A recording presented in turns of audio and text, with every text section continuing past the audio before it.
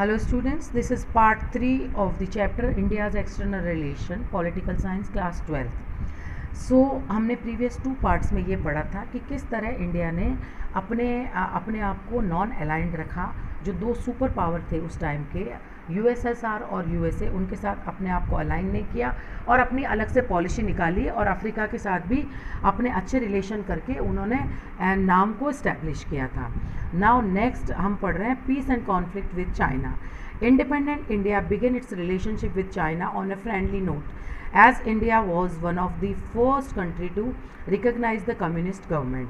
Some of Nehru's colleagues like Vallabhbhai Patel were worried about possible Chinese aggression in future, but Nehru thought it was exceedingly unlikely that India will face an attack from China. The 5 principles of peaceful coexistence. Agreement signed between Indian Prime Minister Nehru and Chinese Premier Zhou on 29th April 1954 was a step in the direction of stronger relation between two. यहाँ पे India के independent होने के बारे में India ने other countries के साथ फ्रेंडली रिलेशन अपने बनाने शुरू किए। इसमें स्पेशली हम चाइना की बात कर सकते हैं। तो यहाँ पे जो नेहरू के कुछ कलीग्स थे, जैसे कि वो सरदार वल्लभ भाई पटेल वगैरह, वो वरीड हो रहे थे कि ये फ्यूचर में जो है चाइना हो सकता है इंडिया पे अटैक भी कर दे।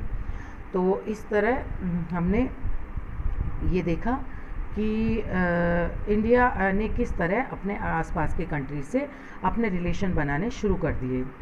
उसके बाद में हम जब तिब्बत की बात करते हैं तो Tibet, a plateau of the central Asia region, is one of the major issue that historically caused tension between India and China. After the Panchshil Agreement of 1954, India considered China's claim over Tibet.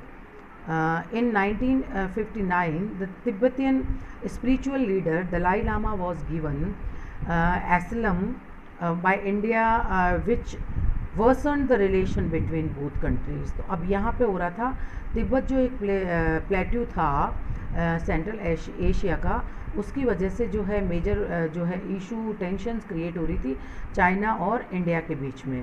तो यहाँ पे दलाई लामा की वजह से India के फिर से जो रिलेशन थे चाइना के साथ वो बहुत ज़्यादा वर्स हो गए थे। So this was about next is the Chinese invasion in 1962.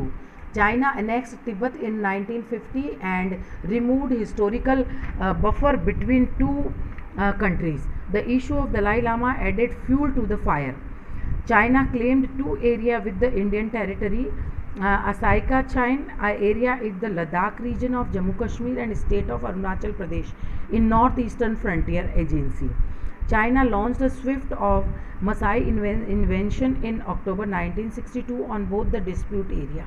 The China war dented India's image at home and abroad. अब ये जो चाइना और इंडिया के बीच में जो टेंशन चल रही थी वो हमने अभी इसमें पढ़ी है कि किस तरह जो दलाई लामा का इशू था उसने एक तरह से आग में फ्यूल का काम कर दिया था। So this was all about for today's lecture. Thank you children.